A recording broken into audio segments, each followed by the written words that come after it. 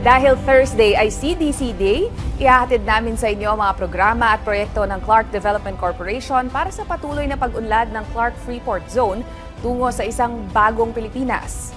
Dibidendo ng CDC na ibinalik sa pamahalaan umabot sa mahigit 8 bilyong piso sa loob ng 4 na taon. Samantala, halaga ng semiconductor at electronics exports ng Clark sumipa naman sa $3.8 billion.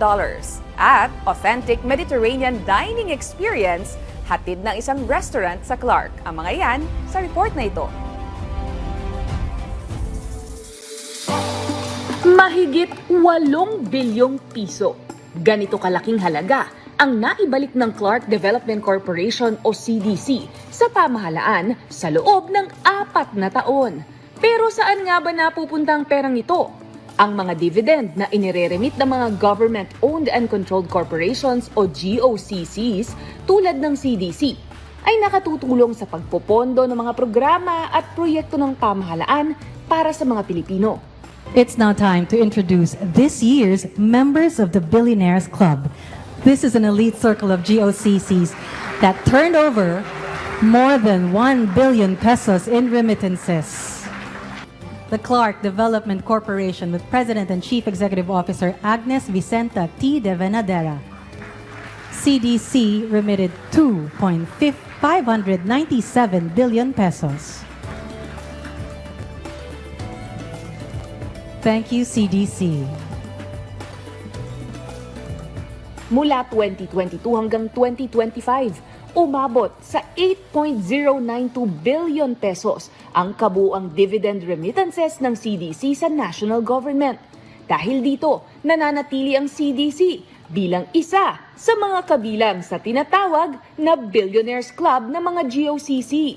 Mga korporasyong pagmamay-ari ng pamahalaan na nakapag-aambag ng hindi bababa sa 1 bilyong piso sa pambansang kaban bawat taon.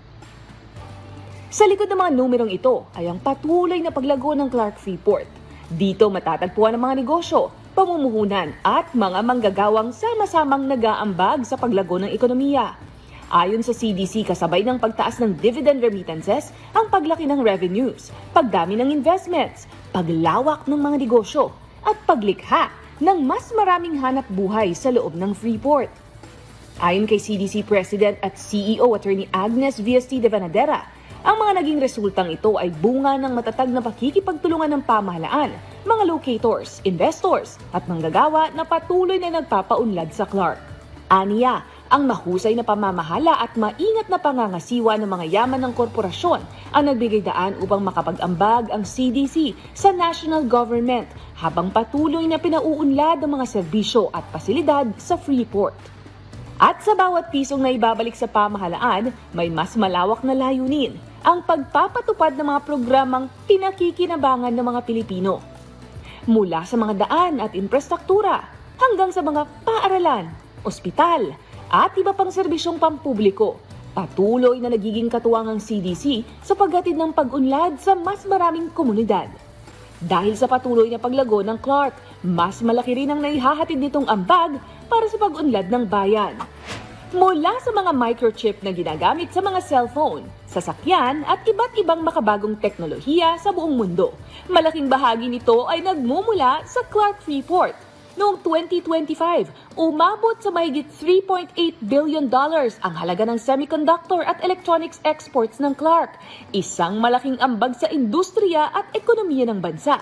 Sa kasalukuyan, may 22 semiconductor at electronics companies sa Clark na nagbibigay ng hanap buhay sa 4,289 na manggagawa.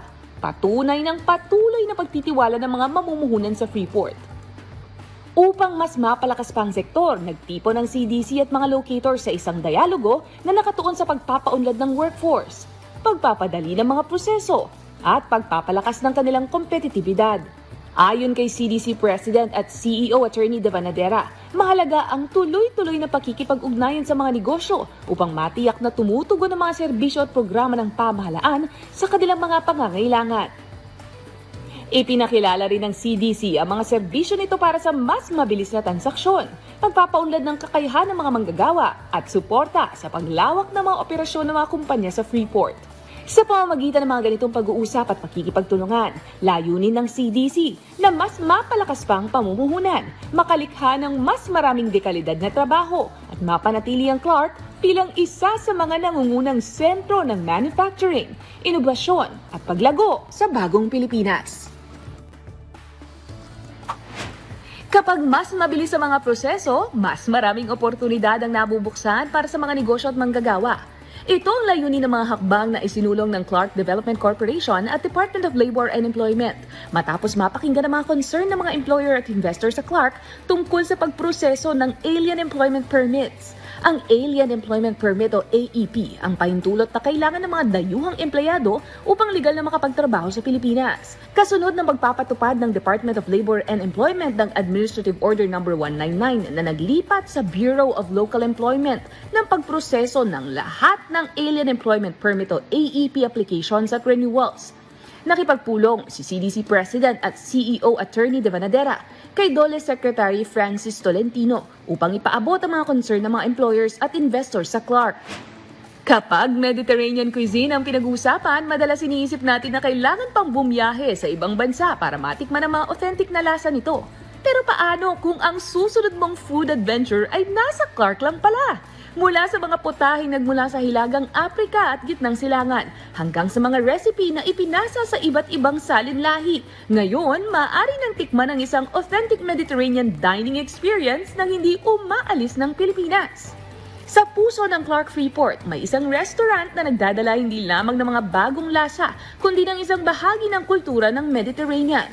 Ito ang Kuskusi Mediterranean Grill. Dito, bawat putahe ay may dalang kwento mula sa mga pampamilyang recipe, mga spices na kilala sa rehiyon, hanggang sa tradisyong nagbubuklod sa mga tao sa paligid ng isang hapagkainan. The company, Habibia Incorporated, aims not only to offer guests a genuine, excellent service, but to highlight the well-being and health of everyone. So their goal is to provide the community a holistic and vibrant environment. Okay, so for the first-time customers at Kukusi Mediterranean Grill can look forward to authentic Mediterranean and North African dishes, a cozy barnhouse interior, and a warm hospitality. So guests can expect signature items like tender lamb kofte, hummus, beef kebab, and other Mediterranean cuisine. Para sa mga may-ari ng kuskusi, higit pa sa negosyo ang kanilang layunin. Nais nilang maipakilala sa mga bisita ang init ng Mediterranean hospitality, isang karanasang nag-uugnay sa pagkain, kultura at pagsasalo-salo. At naniniwala rin sila na ang Clark ang tamang lugar para dalhin ang ganitong konsepto dahil sa patuloy na paglago nito bilang destinasyon para sa negosyo, turismo at lifestyle. Pero ang tunay na sikreto ng bawat putahe, nagsisimula ito sa kusina. Sa pangunguna ng isang chef mula sa Tunisia, sinisiguro ng kuskusi na nananatiling tapat ang bawat pagkain sa mga lasang kinagisnan sa Mediterranean. Mula sa mga authentic spices at ingredients na inaangkat mula sa iba't ibang bansa hanggang sa maingat na halal preparation. Bawat detalye ay mahalaga upang maihatid ang isang tunay na Mediterranean experience. So we try always to applicate the dish that what we bought it from the countries with the same and exact recipe to be authentic and special.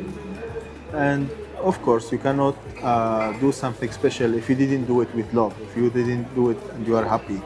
So of course, we try to make sure all our dishes to be special and authentic to save the flavor. Ito ay tungkol sa pagtuklas ng mga bagong lasa, pagkilala sa ibang kultura, at paglikha ng mga alaalang nabubuo sa bawat pagsasalo-salo. At habang patuloy na lumalawak ang mga pagkain at karanasang maaaring matuklasan sa Clark, patunay ito na hindi na kailangang tumawid pa ng karagatan upang maranasan ang mga lasa ng mundo. Minsan, nasa Clark lang pala ang iyong susunod na food adventure.